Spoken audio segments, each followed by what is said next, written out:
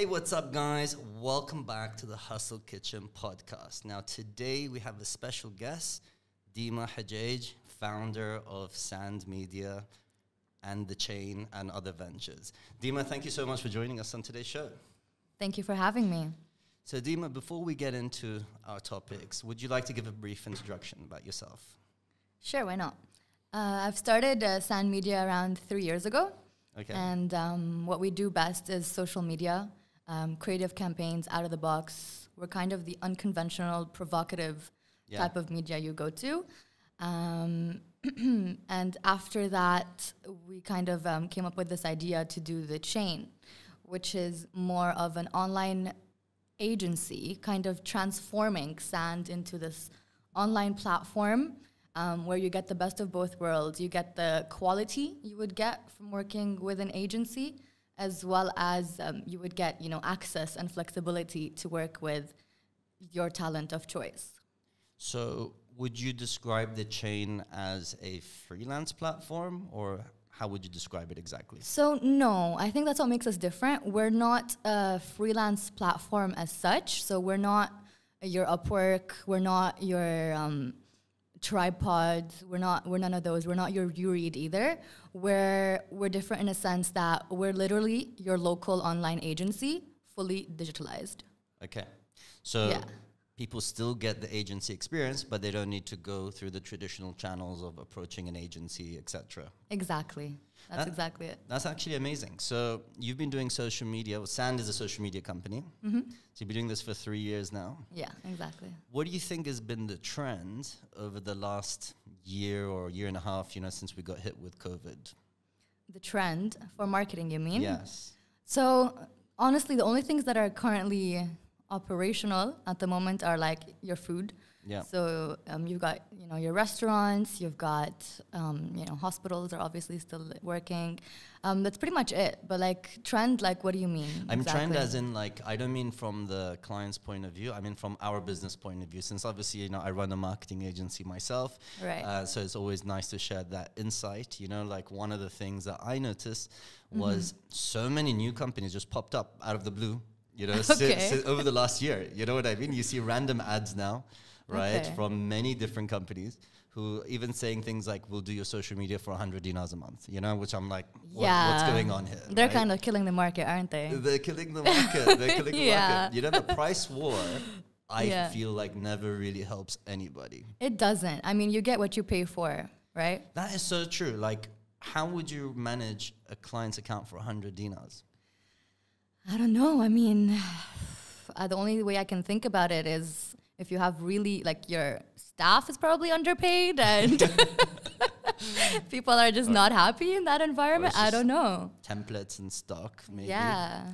I mean, it doesn't make any sense to me. Or they're overworked as well. I don't know. And it depends. What are they doing? Is it just design, or are they coming up with campaigns? Are they doing photo shoots? Are they doing things to actually capture the attention, or are they just gluing and sticking and posting it? It's an interesting question. I actually was so curious once that I was like, maybe I should just hire them to do something for me for 100 dinars a month, just to see what exactly you're getting for 100 dinars. I don't know. Yeah, I'm probably guessing you'll be really involved in it and telling them exactly what to do. Yeah. I'd love to see a happy client from that end. Of course. So, Dima, one of the things we want to discuss, how do you think, being a female business owner, do you feel there's any difference in that, compared to, guys running it? Is there any difference in the landscape out here? Absolutely. I mean, so I finished university not even that long ago, maybe 6-7 years ago.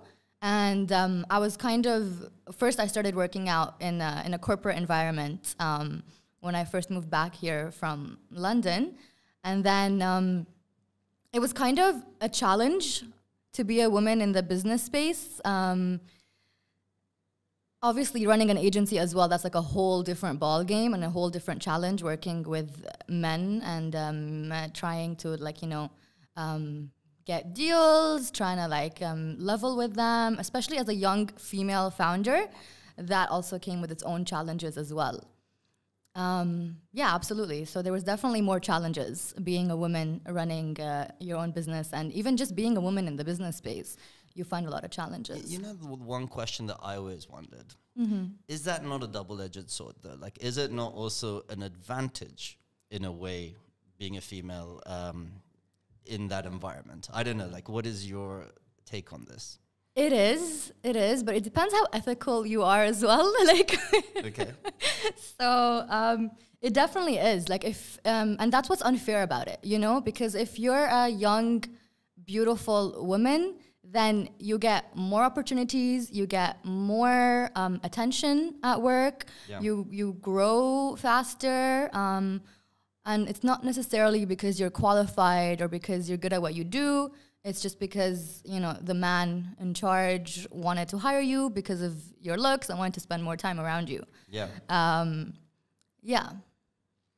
Okay. I mean, you know, I don't know what it's like, right? Okay, obviously, since I'm not a female, but I remember like 10 years ago, looking at job ads, and I hope they don't do this anymore, like, but you know, it was like, I'm looking for a female 25-year-old secretary, must be pretty, you know, from this nationality. They always ask for the photos. It's like, what do you want with my photo?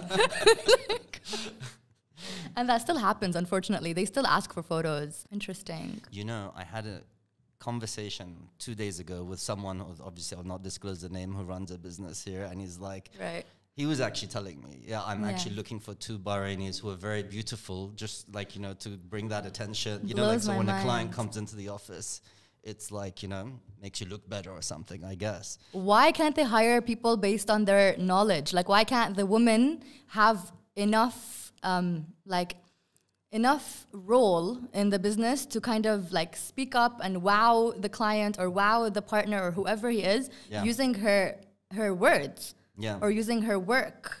Why does it have to be like, oh, okay, you're beautiful, join me in this meeting? Like, do you just want me to sit there and look pretty? Like, what is going on? We're more than that. It's insane. It's insane. Like, you know, like, I always thought this was a backwards way of thinking, right? Because like 10 years ago, this was the case, you know, just bring someone pretty and she'll wow the client and you'll get the deal. And so that's sort of what was the old school guys mentality on this. I just never thought that this still actually happens. It does. It really does. I got my corporate job. Like it's just, I don't want to say, like, I don't want to sound like, oh, like I'm not ugly. You know what I mean? Yeah. And I got that role because like I honestly flunked the interview. Like the interview went so bad. Yeah. But I only got that role because I don't know. I guess the guy in charge just wanted me around. And later on, when I actually attended that office, I obviously won't disclose names and company names and whatever. But then I started getting like messages from him, like on the down low, like, hey, like, yeah, like let's go discuss something over a drink after work or something.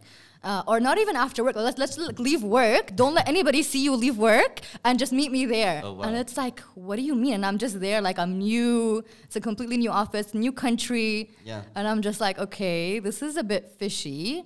And I actually went. Okay, well, you know, why did you go? I mean, how did it make you feel? Well, that's the thing, like. Sadly, it does make you feel special. Okay. Like you're getting the attention of someone that's higher in power than you. Yeah.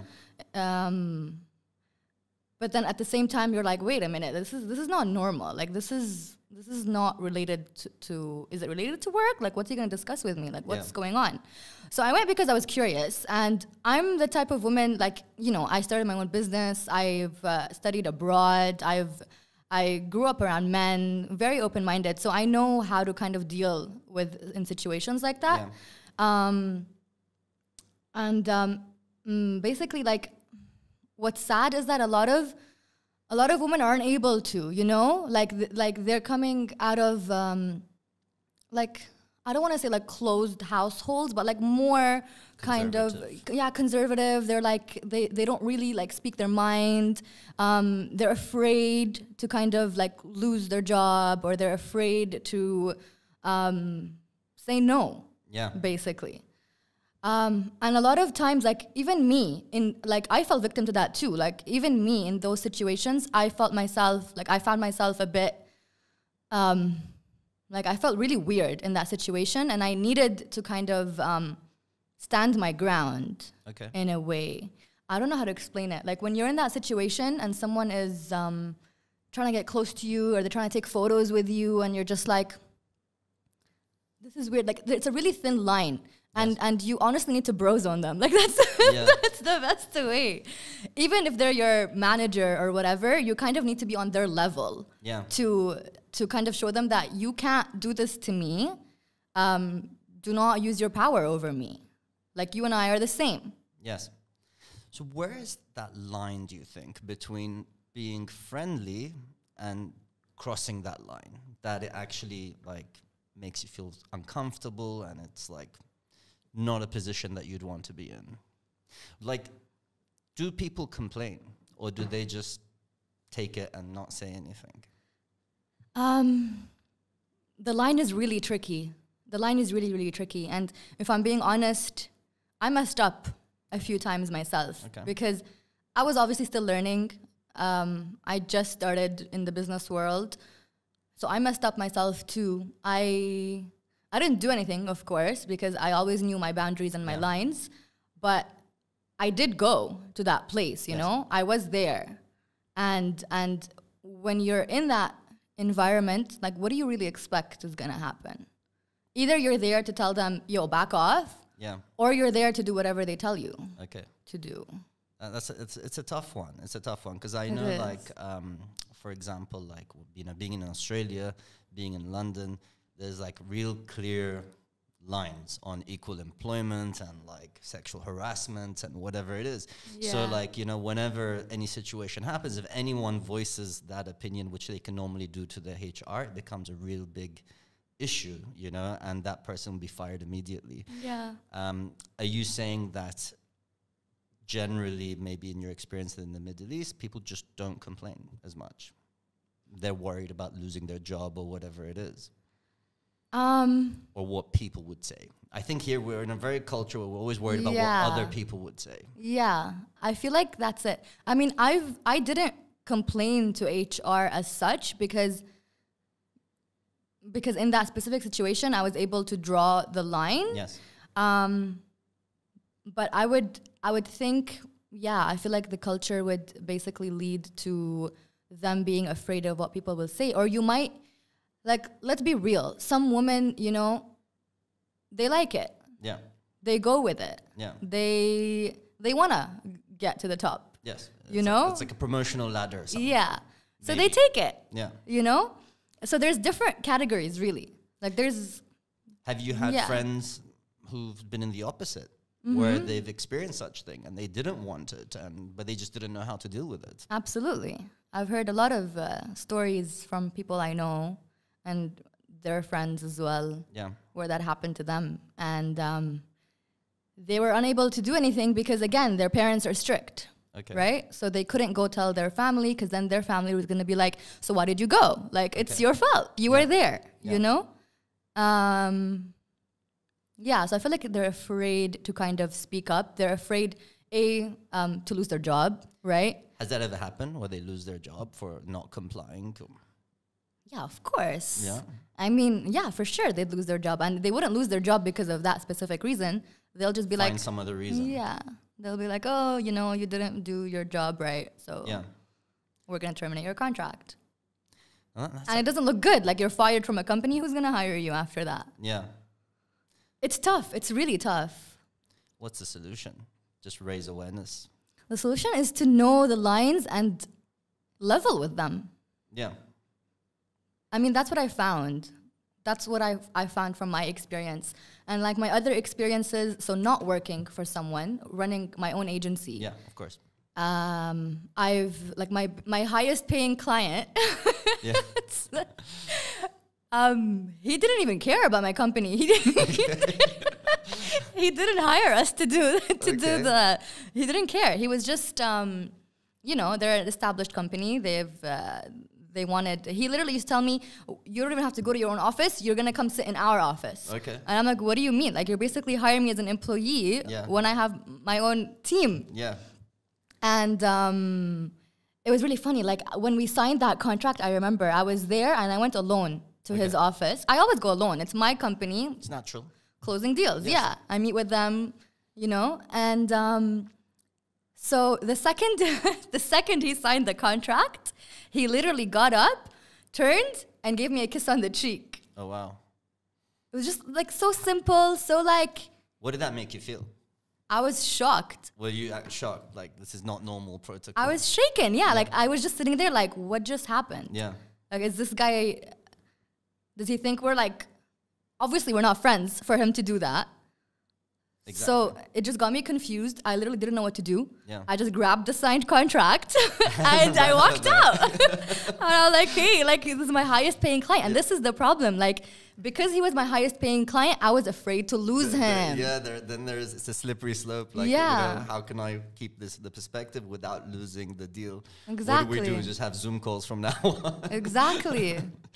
How do I manage that relationship without... And he would always like WhatsApp me, like kissing emojis. Oh, wow. And I wouldn't respond. I would just respond, you know, professionally. Like, I'll be like, okay, so this is the post that's going out, you know, like this is what we've done for your brand. And then once what happened, he had people flying in. It's a global company. He had people flying in from the headquarters. Yeah. And he was like, he introduced me to them. Okay. And then he's like, we're going to go have dinner. Why don't you join us? Okay. And I didn't mind that. I'm like, okay, client it's a group. It's a group. It's a client meeting. It's a group, blah, blah, blah. Okay, it's at night, but it's okay because it's a group situation. Exactly. It's business. It's clearly business. Yes. Next thing you know, he messages me and he's like, let's do it tonight, actually, not tomorrow. Okay. It's tonight, basically. Yeah. And I'm just like, okay, like, sure. So then I go to the dinner, expecting it to be like a full business meeting dinner, and it's just him. Okay. It's just him and me. Yeah. That's actually crazy. Did you sit for the dinner or? I did. Because you're there now. I did, yeah. I did sit for the dinner. You know, I've heard stories like, well, actually, I've experienced stories like this where a big name, right, meets a friend of mine. Yeah. And then says he wants to have a marketing meeting. Yeah. But makes it a dinner when I'm not there. Do you know what I mean? And then you're like, and you know exactly why. But like, the thing is, not enough people talk about this. The thing is, they're married as well. Like, yes, he was married. Hello. As well. Yes, he was married as well. Even my friend that I'm talking about, who I wouldn't call a friend. I feel like they always are. Yeah, and I think it's just, you know, like, whilst this topic might be seen as slightly taboo or out of, you know, weird for a place like Bahrain, I honestly think people should speak out about these things more often. They should. And then maybe step by step, someone will acknowledge what's going on and be more wary of you know, how they deal with it. Yeah. You know, the funny thing is, I had another friend who's a female who has a marketing agency, right? Yeah. And when she runs ads for her business, she gets people calling her to the office, like leads, right? Mm-hmm. Who just like, can we go out for dinner? That's all they want. They don't want any marketing. It's like, what do? You know what I mean? Do you keep running these ads or do you not run these ads? Because obviously some of them are going to be serious. Yeah. But when you have to deal with all these phone calls and messages and harassments in the process. Yeah. But some women do it. Like some women of course take advantage of it. Of course. And I think like it's smart of them because they're kind of using that these men but at the same time it's so unethical. But they go through with it and they sit through the dinner and they entertain them just to get that deal. And they do get the deal. They do. And they do it just for business. You know what I mean? And then after they get the deal, do you know how the conversation flow moves from there? It's like, you know, I don't know, okay, what I would think, right? Like, if I was a female in that situation, it's like you almost got to draw that line, right? So like, okay, cool, you got the deal. Right. Now we got to create boundaries here. You know, when the client's messaging you, calling you at 2 in the morning or like 11 at night, no, I think we should stick to office hours conversation. Yeah. And let's stick to talking about business. I Yes, agree. we might be friendly, but that doesn't mean I need to know all your family drama and like, you know, True. your emotions and all of this stuff, because it's got nothing to do with the work that's actually at hand. Exactly. I agree. I mean, that is a smart way to handle it. But then again, are you, as a woman, are you really willing to go through that just to get the deal? Because I don't think in the beginning you would think it's anything harmful, right? It's like, cool, maybe this is why, but you know, I'm still good. I'm still good at what I do. You know what I mean? I don't think like, you know, this is purely his intention. I'm talking about whenever they cross that line, you know, and it's like, maybe I'm wrong, but I think maybe you should be slightly colder, not you specifically, but any like female professional. Right. And keeping that conversation professional. Yeah. So whenever it's starting to go out of bounds, yeah, maybe not answer the call at 11 at night. You know what I mean? Maybe like call me during office hours. But they don't stop. They're going to keep calling. They might see it as a challenge, I don't know. But it's tough. It's tough. So what made you want to speak about this today? Honestly, I think a lot of women face that. I'm here talking about it not for the women that we're talking about right now, the women that take advantage of it and like they use it to their own good. Yes. Because those girls, like, it's cool. It works for them. They know how to handle it. They're strong enough. They can do it, you know? I don't think it's ethical. I think you don't need that dirty money. But if it works for you and you know how to control it and you know how to put your boundaries, then great. I'm here to talk, to speak up for the women that can't handle this, for the women that are afraid, for the women that are afraid to lose their job. So they go through with it and then they get traumatized. Yeah.